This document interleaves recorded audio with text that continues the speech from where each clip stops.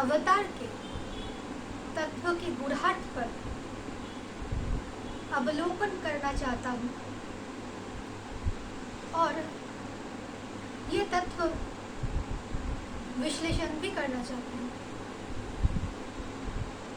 यद्यपि मोहिनी अवतार बाहरी रूप से बहुत ही सरल समझ में लगती है कि मोहित करने वाली शक्ति तो है, तो सही बात, लेकिन फिर भी मैं मेरे भगवान, मेरे गोष्ठचंद्र, मेरे कृपालु और मीरा, मेरे जो गुरु है, वे लोग मेरे बुद्धि वृत्ति में आके जो कुछ भी इस वाणी द्वारा कह पाएगा वही मैं कहूँगी।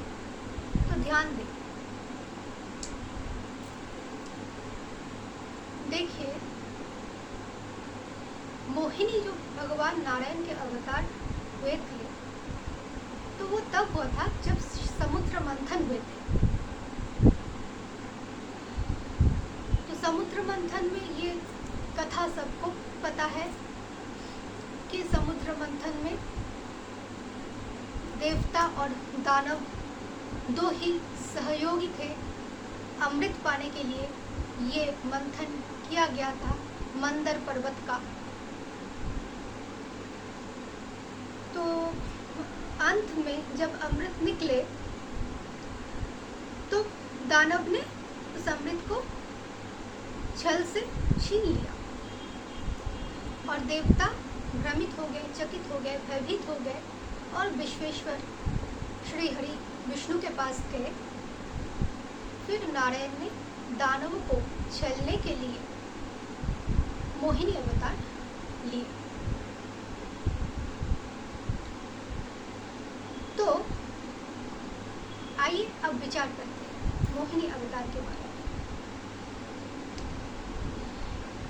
देखिए, मोहिनी शब्द के अर्थ है जो मोहित करने वाली शक्ति,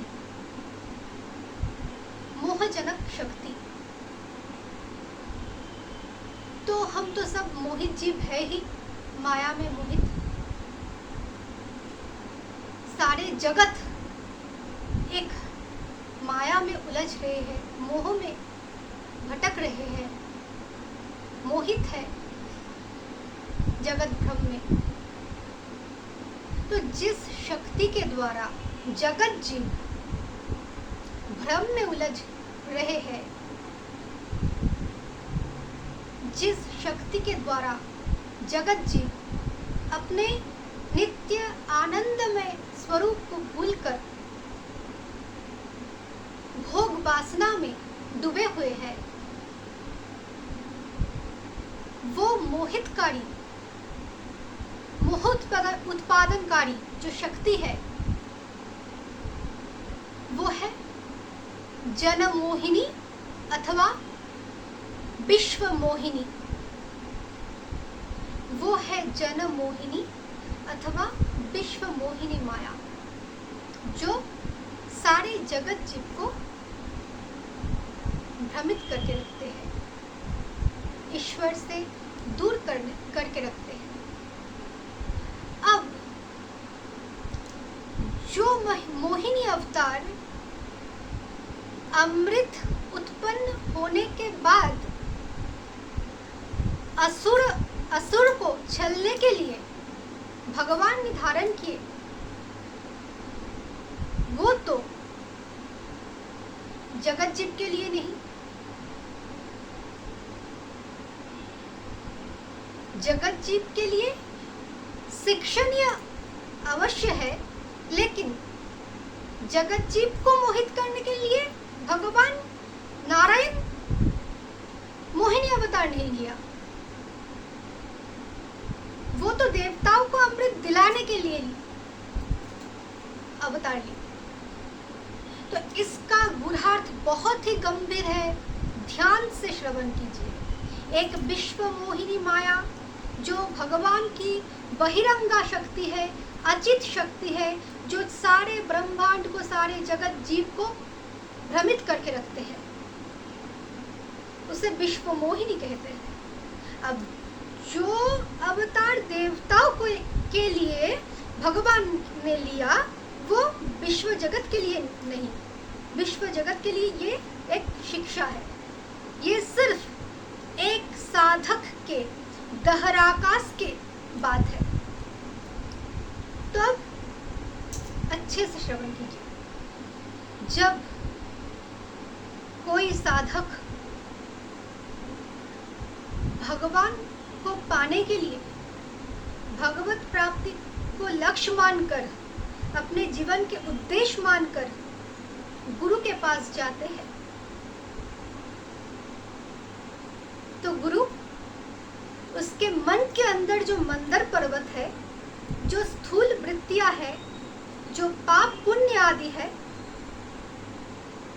उसको मथने का उपाय बताते हैं, जैसे कि विश्वेश्वर श्रीहरि भगवान ने देवताओं को उपाय बताए थे। तो हम जानते हैं गुरु ही ब्रह्मा है, गुरु ही विष्णु है, गुरु ही महेश है। तो गुरु विष्णु बन के पहले ये शिक्षा देते हैं कि अपने मन के अंदर मथो। ध्याना निर्मथनाभ्यासात् देवं पश्यन्ति गुरवत्। कैसे मथोगे? तपस्या के द्वारा, तप के द्वारा, जप के द्वारा, ध्यान के द्वारा।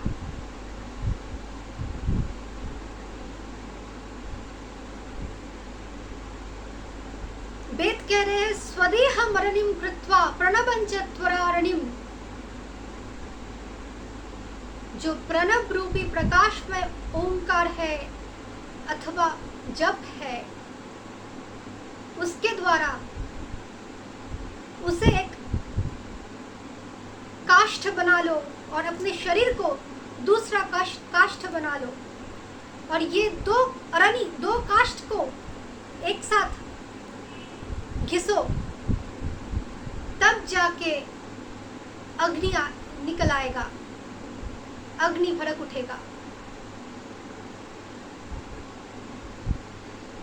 तो जब गुरु रूपी विश्वेश्वर विष्णु के शिक्षा से, उपदेश से प्रभावित होके शिष्य साधन भजन क्रिया शुरू करे, यानी कि अपने मन के अंदर मंदर पर्वत को मथना शुरू करे, पाप पुण्य आदि को मथना शुरू करे, रिपुओं को मथना शुरू करे,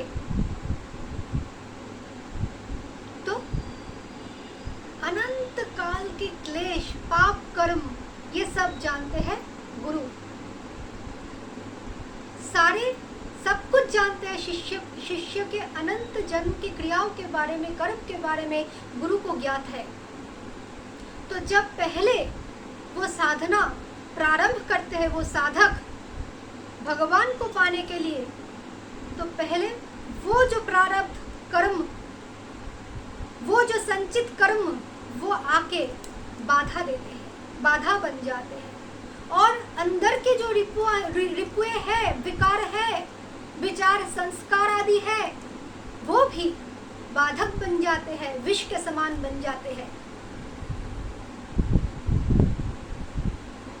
गीता कह रहे हैं जत्तग्रे विषमीव परिणामे अमृतोपमम्।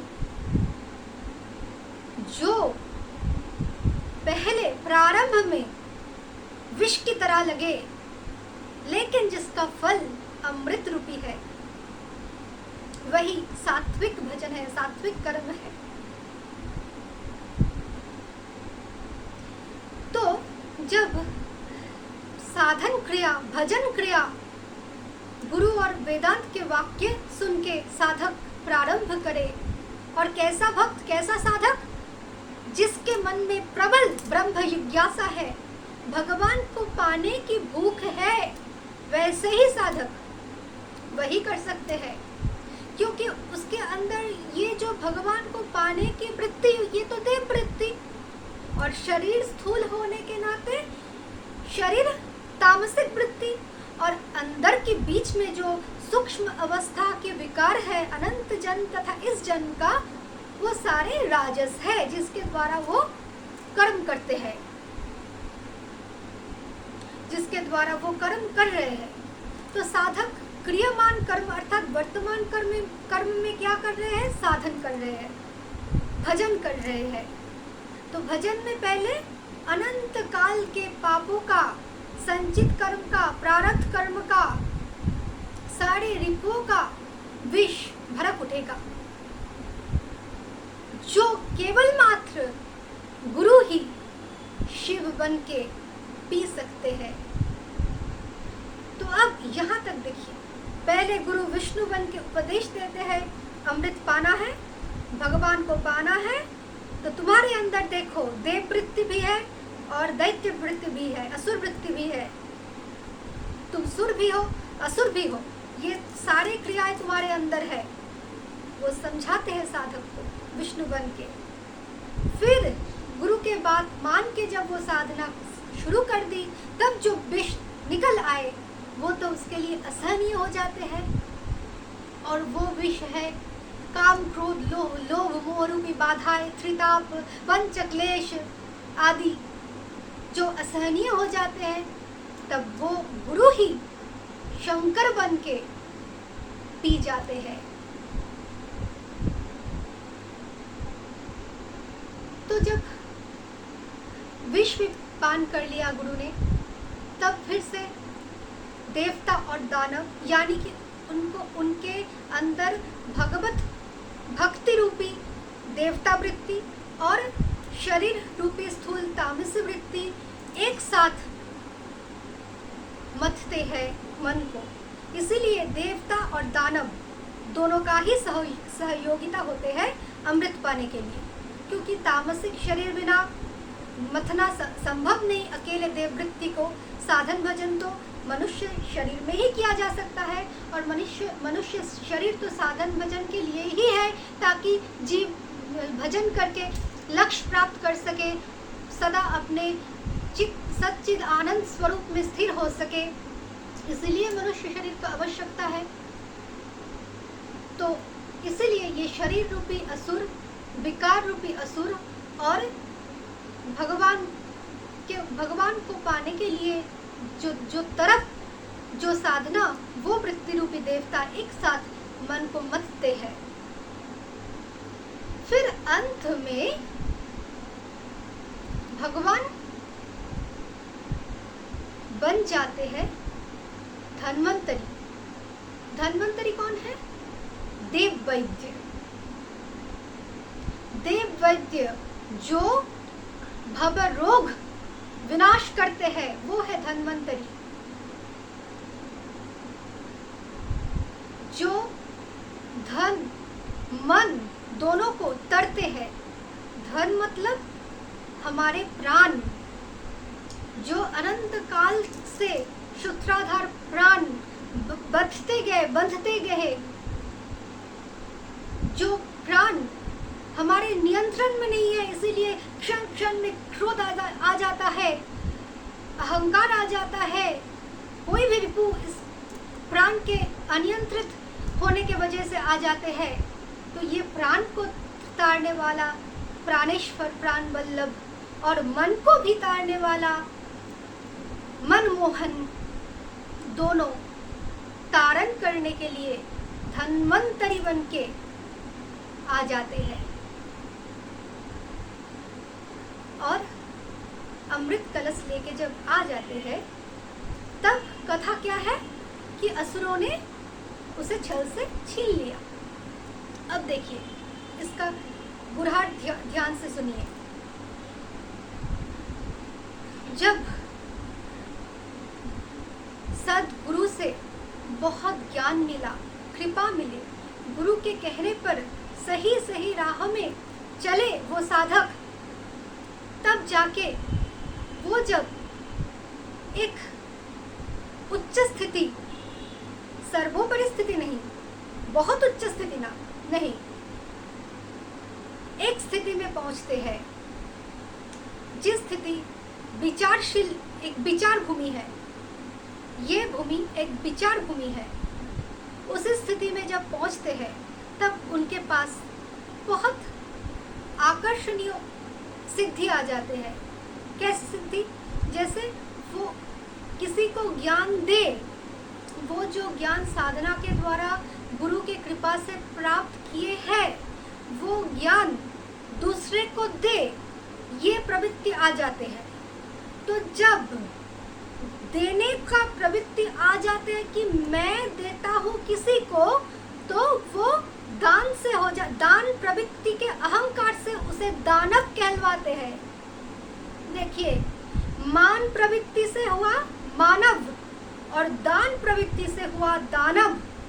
तो वही मानव जब गुरु के, वही मानव, वही साधक जो मानव रूप में अब गुरु के कृपा से बहुत ज्ञान प्राप्त कर लिए, लेकिन धारण नहीं किया अभी तक, अंदर प्राप्त कर लिए, बस ऊपर ऊपर अमृत समान है ज्ञान, उसे अच्छा लग रहा है, लेकिन धारण नहीं कर पाए क्योंकि उसके अंदर ज्ञानाभिमान आ गया कि उसे सब कुछ पता है, वो सब कुछ जान चुके हैं। तब उसके अंदर जाके एक वृत्ति जागृत हो जाता है कि मुझे सब पता चल गया, मैं तो सारे शास्त्र ग्रंथ का ज्ञाता हो गया, तो मैं दान करूंगी। तो उसे ये दान करने का जो प्रवृत्ति है उस मानव के अंदर, वो हो जाता है दानव, वही उसके पतन का कारण हो जाता है। ध्यान दे, ये बहुत गंभीर तत्व है।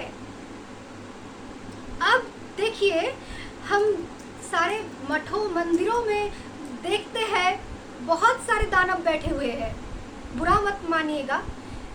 तो ये लोग सामान्य ज्ञान पाके ये समझ गए हैं बहुत शिष्य चेला बना लेंगे ताकि बहुत मठ मंदिर हो जाए, बहुत भागवत कथा करा लेंगे, शिष्य चेला बना लेंगे, कुछ वेदांत वाक्य कह देंगे तो बहुत लाभ हो जाएगा, 4 व्हीलर भी हो जाएगा और पैदल चलना नहीं पड़ेगा, बाबा जी बन जाएंगे, माता जी बन जाएंगे। तो ये सब कल युग में हो रहा है, मैं क्षमा चाहती हूँ फिर से। तो ये जो वृत्ति है, ये है छल करने की वृत्ति, जो कि वो गुरु से पाकर दूसरे को छल पूर्वक अपने धारण किए बिना ही दूसरे को देने का प्रवृत्ति रखते हैं। और दूसरा किसे देना चाहते हैं? जो असुर है, वो भी असुर है। एक अंधा दूसरे अंधे को देना चाहते हैं, जिससे अभी ज्ञान का आभास मात्र हुआ, अमृत समान ज्ञान का आभास मात्र हुआ, धारण नहीं किया, वो उतना ही ज्ञान पाके संतुष्ट होके वो एक अज्ञानी को देना चाहता है जो काम क्रोध रिपु द्वारा ग्रसित है। तो हुआ ना ये दानव वृत्ति। तो अब आइए प्रसंग में। ये वृत्ति सबको होता है, ये ज्ञानाभिमान सबको होता है। जो असली अमृत समान सद्गुरु से ज्ञान पा लिया, उसे ये ज्ञानाभिमान आता ही होगा। और ये ज्ञानाभिमान जब आते हैं, तब इस स्थिति में पहुंचकर जो साधक इसे असहनीय अत्याचार समझते हैं कि अरे मैं क्या कर रहा हूँ, मैं खुद ही ये ज्ञान धारण नहीं कर पाया, मैं दूसरे को शिष्य चेला बनाने लग गया हूँ, प्रशंसा सुन लग गया हूँ, ये तो मेरी दानव वृत्ति है। तो ये है विवेक, ये चेतना उसके अंदर अगर गुरु कृपा में आ जाए, अपनी गलती को अनुभव करने लगे, ज्ञानाभिमान को अनुभव करने लगे, तब उसके अंदर ही जो देव वृत्ति है, वो जाते हैं भगवान के शरण में। हे प्रभु, हे नारायण, क्षमा करो, ये दानव, ये कपटी असुर जो मेरे दहराकाश में है, काम क्रोध लोभ लालच पद प्रतिष्ठा देहाभिमान ज्ञानाभिमान सब फिर से आ गया मुझे मोहित करने के लिए, ताकि मैं अब विश्व मोहिनी के माया में नहीं, सामान्य अमृत जो कि साधना के द्वारा मिला, अमृत समान ज्ञान जो अभी भी मैं धारण भी नहीं किया, वो मैं दूसरे को बांटने की प्रयास कर रहा हूँ। तो ये जो दानव वृत्ति है वो देवताओं से छीन गया। ये दानव वृत्ति अमृत को छीन लिया और उसके अंदर ही देव वृत्ति रो रहे हैं, रो कर, क्योंकि ये दानवता के अत्याचार उसे सहन नहीं हो पा रहा है, क्योंकि उसका लक्ष्य है केवल मात्र अमृत पाने की, मोक्ष पाने की, भगवत प्राप्ति करने की। उसे संसार के पद प्रतिष्ठा से कोई मतलब नहीं है। तो तब जाके जब वो रोते हैं विश्वेश्वर के पास, तब विश्वेश्वर उस दानव को, दानव रूपी जो वृत्ति है अंदर,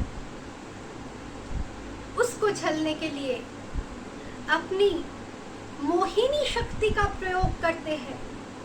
अब ये मोहिनी शक्ति का प्रयोग कैसे करते हैं? किसी स्त्री के रूप धारण करके क्या? नहीं, कथा तो बहुत ही रोचक है, लेकिन किसी स्त्री नहीं, शक्ति, भगवान अपने शक्ति द्वारा अवतारित हुए मोहिनी के रूप में। तो भगवान मोहन अगर है तो उनके शक्ति तो मोहिनी होगा। और शक्ति शब्द जब आते हैं तब स्त्री को ही माना जाते हैं। भगवान शक्तिमान है और उनके शक्ति है योग माया। तो इसीलिए भगवान की जो आकर्षणी शक्ति है वो उस साधक के दहराकाश में आ जाते हैं, अर्थात वो मोहन के सुंदर सुंदर छवि एक एक झलक तृतीय नेत्र से देखते हैं। पहले तो हृदयाकाश से देखते हैं तो मोहित हो जाते हैं, अश्रुपात होने लगता है निरंतर।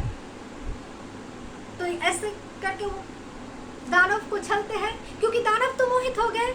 वो जो दानवता वृत्ति थे उसके अंदर, वो मोहन की छवि जब देखने लगे, देवता वृत्ति के प्रार्थना द्वारा जब हृदयाकाश में आने लगे, झलक दिखाने लगे, अपना सुंदर मोहिनी मूर्ति दिखाने लगे अपने उस साधक के अंदर, तो उस साधक के अंदर जो दानव वृत्तियां है वो उसे देखकर मोहित हो जाते हैं। वो तब सारे इंद्रिय से, सारे कर्मेंद्रिय से भगवान के लिए कर्म करने के लिए तैयार हो जाते हैं। तब उसे ऐसा नहीं होता कि दूसरे किसी को दान करूं, दूसरे किसी को शिष्य चेला बनाऊं। वो तो इतना विभोर हो जाते हैं उस छवि को देख के कि वो बाहर निकालना ही नहीं चाहता। वो अपने अंदर प्रीतम को बंद करके रखना चाहते हैं। वो चाहते हैं कोई और देखे ही नहीं। तो वो स्वार्थी हो जाते हैं उस दानव की तरह। ये है उस छलिए का छल, उस मोहन का, मोहिनी शक्ति का छल। तो जब ऐसे करके इस दानव वृत्ति भी वशीभूत हो जाते हैं, तब देवता जीत जाते हैं, देवता का विजय प्राप्त हो जाता है। तब दानव स्तिमित हो जाते हैं, क्योंकि दानव भी तब कुछ नहीं कर पाए, लय हो गया, दानव वृत्ति भी लय हो गया उस मोहिनी के तेज के आगे, सौंदर्य के आगे, रूप के आगे। इसीलिए वो चैतन्य शक्ति भगवान दहराकाश में, साधक के दहराकाश में प्रकट करते हैं। इसलिए वो मोहिनी शक्ति जो वर्णना किया गया है वो भी नीली वर्ण का है। मैंने पिछली बार कहा प्रवचन में कि चैतन्यता का रंग है नील। तो मोहिनी का भी गात्र वर्ण है नील, नीली वर्ण। तो ये मोहिनी भगवान का ही सुंदर सुंदर चित्ताकर्षक छवि है जो चित स्वरूप में दिखाई देता है।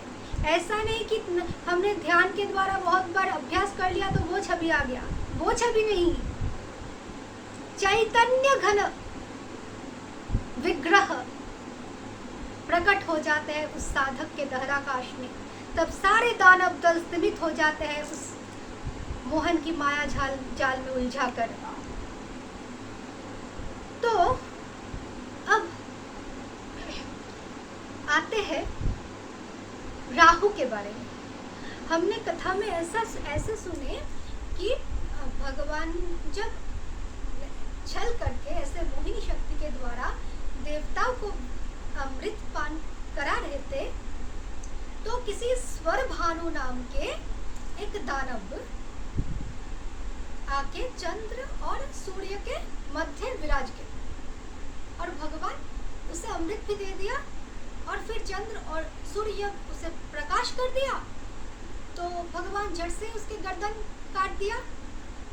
तो वो उसके जो ऊपरी भाग का ज्ञानेंद्रिय है वो राहु नाम में है और जो कर्मेंद्रिय है वो केतु नाम के है। तो इस तत्व को ध्यान से सुनिए। देखिए किसने छल किया? स्वर भानु नाम के किसी दैत्य ने। स्वर भानु के अर्थ क्या है? स्वर शब्द के अर्थ क्या है? आवाज। तो वो आवाज जब भानु मतलब सूर्य जब प्रकाशमय हो जाते हैं तभी वो साहस कर सकते हैं देववृत्ति के बराबर होने की। तो ये स्वर भानु इसका अर्थ क्या?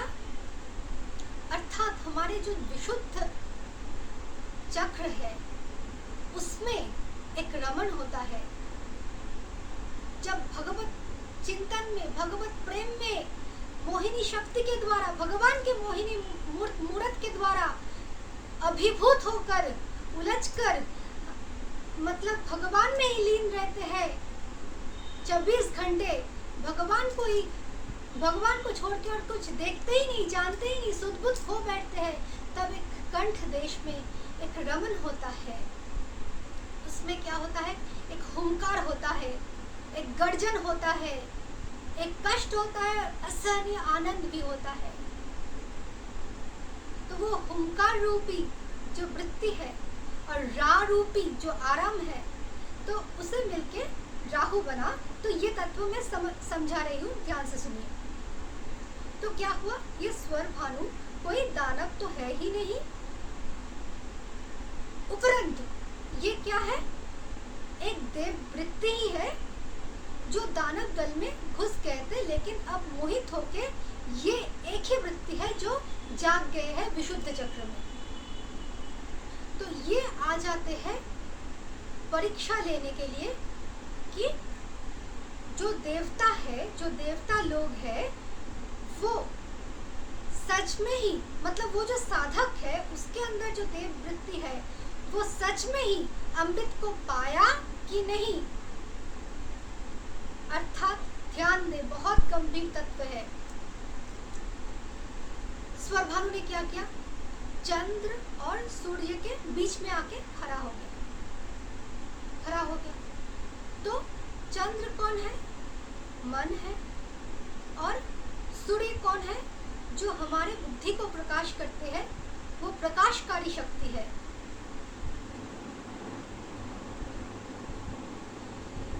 शिव जी के जो तीसरे नयन है, एक को चंद्र, एक को सूर्य और एक को अग्नि कहते हैं।